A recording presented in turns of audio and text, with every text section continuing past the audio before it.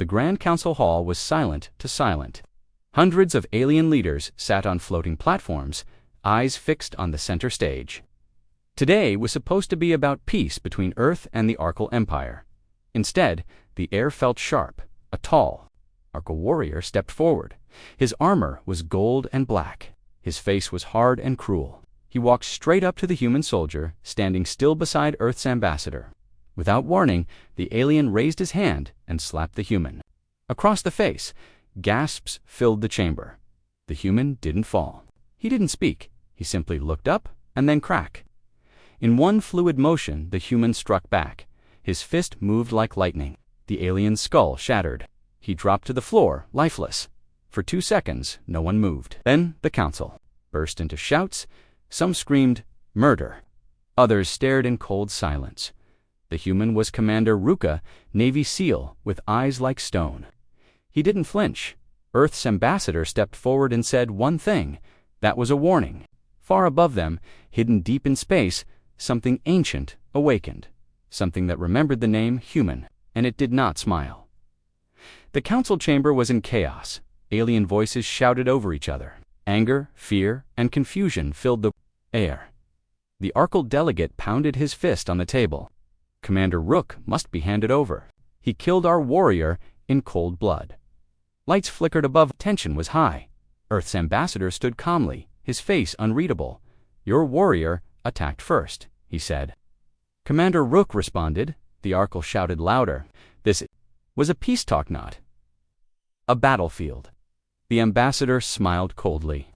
"Then you shouldn't have brought a soldier with hate in his hands."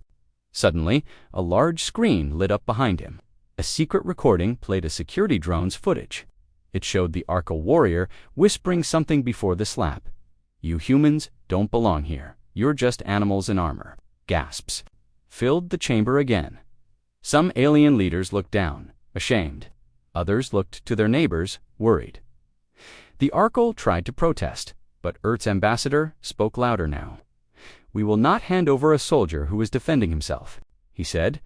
"Earth stands by its warriors." Then he looked directly at the Arkle leader and added, "Try to take him, and you'll find out what we've really been preparing for."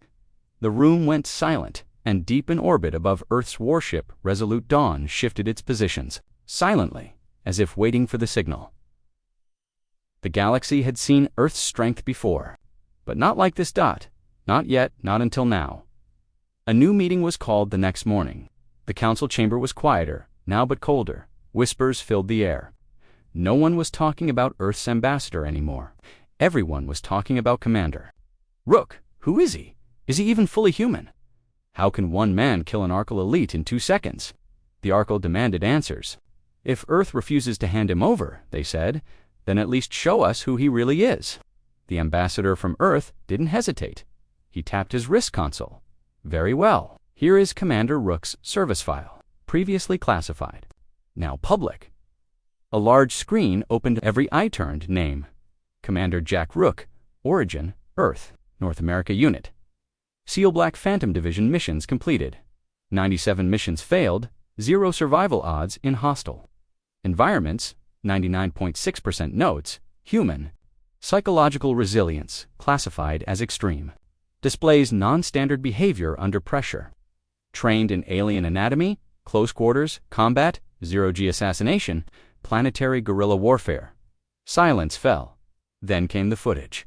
Video clips showed Rook crawling through fire on a burning moon, surviving a toxic swamp for 9 days without a suit, fighting off 3 armed mercenaries with only a knife and bare hands, taking down a Varelian giant using only gravity, and timing one alien, whispered, "This is not a man. He's a weapon."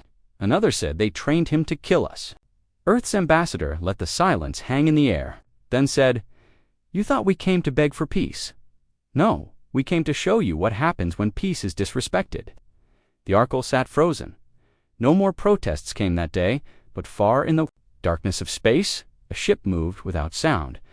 A different kind of warrior was being prepared, one not born, but built, designed for one purpose, to kill humans, and it was coming. The skies above the council planet darkened. A shadow moved across. The stars, a massive warship, black and jagged, shaped like a predator. It didn't answer hails. It didn't request permission to enter orbit. It simply arrived. Inside the council chamber, alarms began to beep. Security bots turned their heads toward the windows. The Arkle delegate stood and smiled. "That," he said, "is justice. Earth's." Ambassador narrowed his eyes. "You brought a warship to a peace world." The Arkle's voice was cold. "You showed us your weapon," he said. "Now we'll show you ours." The screen lit up again. A live feed from inside the Arkle ship, there locked in a magnetic cage, was something massive. Not a soldier, not a machine. Something in between. 8 feet tall, black armored skin. No eyes, just sensors. Claws made of living metal. It didn't speak, but it breathed, and each breath shook the ship. "This," the Arkle delegate said, "is Korosh. Grown in a lab, fed on radiation. Trained using human prisoners." The council gasped. "You used humans," someone shouted. "Only criminals," the Arkle lied. Earth's ambassador stepped forward. "Let me guess," he said. "You plan to drop it on us if we don't surrender Rook?" The Arkle smiled. "No, we'll drop it." Either way, far away aboard the Resolute Dawn, Commander Rook stood in the armory. Quiet, focused. He held a small blade, simple, clean, deadly. He checked the edge with his thumb. A voice crackled in his earpiece. "Commander, the creature is heading to the surface." Rook replied calmly. "Then I'll be waiting." The countdown had begun. But what the Arkle didn't know was this. They hadn't just created a monster, they were about to send it into a cage with something far worse, a human who already knew how to kill monsters. The arena was built beneath the council tower, a circular pit surrounded by energy shields, cameras, and guards. No weapons allowed, no help, no mercy. The council said it was for justice, but everyone knew it was a show. The Arkle wanted to prove their power. Commander Rook stood in the center, alone, no armor, just a black shirt, combat pants and boots. Calm, silent, focused. Across from him, a giant gate hissed open. Steam poured out, then the monster stepped through. Kor Rash. It was a nightmare, taller than Rook by 2 feet, shoulders like tanks, claws like swords. Its skin shimmered like metal. Its chest glowed red, and its roar deep, unnatural, like something from a different dimension. The council watched in silence. Some eager, some horrified. Earth's ambassador folded his arms. He knew what was coming. The monster charged. Fast, too fast. Its claws slashed. Across the pit butt hit nothing. Rook had already moved. Smooth, precise. He ducked, stepped in, and slammed an elbow into the beast's throat. It staggered but didn't fall. Korosh grabbed Rook by the leg and threw him across the arena. The council gasped. Rook hit the wall, but he stood again, bleeding, smiling. Round 2, Korosh lunged. Rook ran straight toward it. At the last second, he slid under the beast, grabbed its leg, and twisted hard. Bones cracked. The monster screamed. Rook climbed its back like a ghost, hit pressure points only humans had studied. He slammed his elbow into its neck again. Again. Then he pulled a thin, hidden blade from his boot. The audience shouted in shock. With one clean move, he drove the blade deep into the base of the monster's skull. Korosh dropped. Hard. Dead. The arena went silent. Rook stood over the body, breathing slowly. Then he looked straight at the Arkle delegate watching from above. No words, just a stare, a promise, and a warning. Far above, in a dark chamber. A new voice spoke, one that hadn't spoken in centuries. The humans are ready. The body of Korosh was cold. Council medics and scientists rushed into the arena. The dead monster. Broken bones, shattered spine, brain damage. Clean, surgical kill. But one question echoed in every chamber. How did a human do this? Inside the council's science wing, 3 top xenobiologists gathered around Commander Rook's medical scan. He had allowed them to examine him under strict conditions. They expected muscle. They expected scars.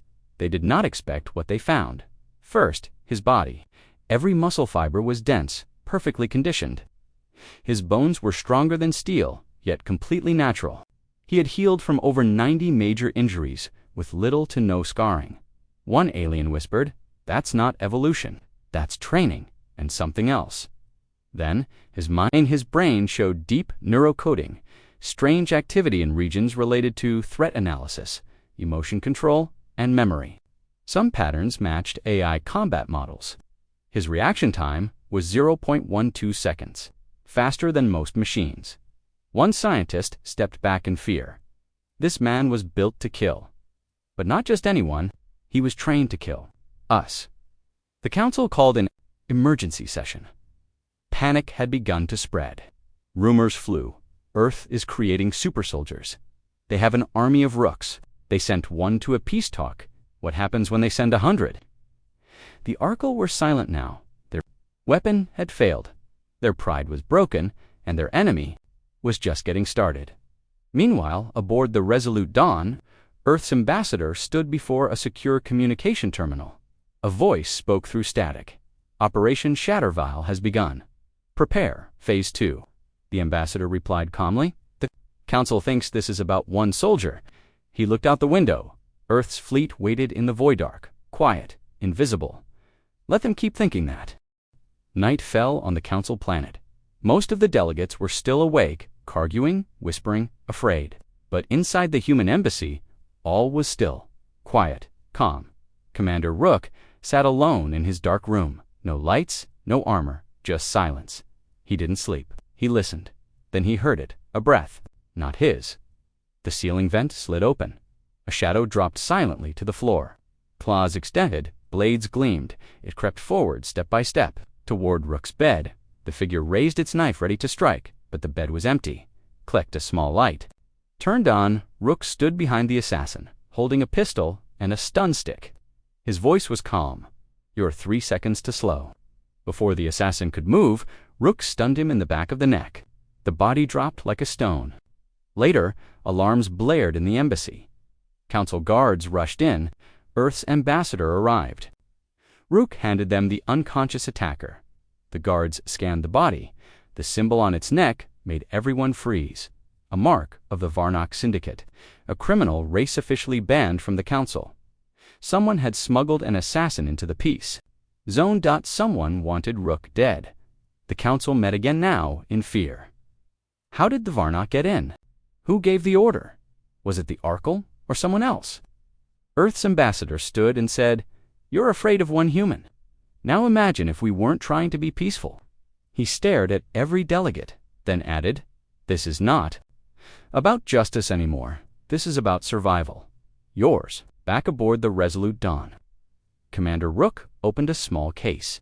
Inside was a single item, a black coin with no markings. He pressed it once, somewhere far away. A beacon came online. Earth. It wasn't going to wait forever. And now, someone had just given them a reason not to. The council chamber was locked. No press, no recordings, no humans. Only leaders from 100 alien races, most of them angry, confused, or scared. A tall general from the Varnari stood up and slammed, his fist on the table. "This has gone too far," he shouted. Earth refuses orders. Their soldier kills a warrior. An assassin ends up dead in their hands. And now, they threaten us. Another delegate replied, that assassin wasn't human. Earth didn't start this. The Varnari general's eyes glowed red. They don't need to start it. They'll finish it. He activated a hologram above the table. It showed disturbing reports. Earth's military bases had been expanding in silence. Training programs designed specifically for alien combat, weapons designed to pierce council-grade armor, even a rumored fleet called ghost wing ships that don't appear on scanners. Then the general said the words no one wanted to hear. "I propose we activate Protocol 9 and launch a preemptive strike on Earth." Gasps, shouts, shouts. Several delegates protested. Others nodded slowly. Earth is too dangerous. They're not like the others. They hide everything. They don't trust us because they know something we don't. But before they could vote, the lights cut out. Darkness filled the chamber. Emergency lights flickered on just red glow, pulsing like a heartbeat. Security bots froze. Then every screen lit up at once. A face appeared. Commander Rook, he looked straight into every camera.com, cold. "Watching you hold secret votes to decide if Earth lives or dies," he said. "So we'll make it simple." Behind him, warships floated in space. Silent, hidden, waiting. If you choose war, you won't have time to regret it. Then the screens went black. The council sat frozen. Even the loudest voices said, nothing. One delegate finally whispered, "They're not scared of us, and that's what scares me the most." The council building was still shaking. Backup systems came online. Lights flickered back to life, but nothing felt normal anymore. Every delegate sat in silence. Commander Rook's face, his voice, his warning still echoed in their minds. Suddenly, the main chamber doors opened. Security bots rushed forward, weapons raised, but they stopped. Commander Rook walked in, alone, unarmed. His steps were slow, calm, confident, no armor, no team, just him. The council guards didn't move. No one dared. He reached the center of the room. No anger, no fear, just silence. He placed a small round device on the floor. It activated a hologram, rose up showing something the council had never seen before. Footage played Earth's elite soldiers training in burning deserts, frozen wastelands, and toxic moons. Humans lifting weights in gravity 10 times stronger than Council Worlds. Combat drills against alien simulations, hand-to-hand fighting styles designed to break alien bone structures. Then the feed changed. It showed alien invasions of Earth in the past defeated, pirates attacking Earth ships destroyed, and Earth rescuing entire colonies the Council had abandoned. Rook spoke at last. "You fear us because we are different, because we prepare for what others ignore, because we remember what it took to survive while your empires watched us burn." He looked at the Arkle. "You slapped me to show dominance." He looked around the chamber. "You threatened us, expecting surrender." He leaned forward. "But you forgot one thing. Humans don't kneel." The room stayed dead silent. Rook turned and walked away. Just like he had entered, slow, calm, unshaken. No one tried to stop him. No one dared. In the shadows, the council's oldest member finally spoke. "I've seen war. I've seen extinction, but I've never seen something like that man." Another delegate asked softly, "Is he the worst of them?" The old one shook his head. "No, he's the warning." The vote was moments away. Inside the grand chamber, tension twisted the air like a storm. A single decision: war or peace. Some wanted Earth erased. Some wanted to beg for forgiveness. But no one felt powerful anymore. Not after Rook's message, just before the vote began. An unexpected delegate stood up. Old, scarred, silent for years. General Catrex of the Dralax Dominion. A warrior so feared, his name once silenced battlefields. He looked around the room and said, 20 cycles ago, I fought humans. I led the siege of Titan Base." He paused. His voice cracked. "We outnumbered them, outgunned them. We thought they'd break. They didn't." The chamber fell still. Catrex continued. "They held the base for 49 days, in acid rain, with no food. On day 50, they broke through our lines. They could have killed us all." His eyes darkened, but they didn't. They showed mercy. He pointed to the ceiling, toward the stars. "You talk of fear? I talk of memory. You want to fight humans?" he asked. "Then I hope you've made peace with your gods." He turned and sat down. The vote began. One by one, the alien leaders chose no war, no punishment, no arrogance, only one decision: respect Earth or risk extinction. Commander Rook left the chamber without speaking. He boarded the Resolute Dawn, now joined by 6 more Earth ships, black, silent, unseen until now. They jumped to lightspeed and disappeared into the stars. Some say Rook returned to Earth, others say he joined Ghostwing, the elite unit. No one has ever seen, but one warning was passed down, whispered across the galaxy. Never strike a human, unless you want your skull to sing.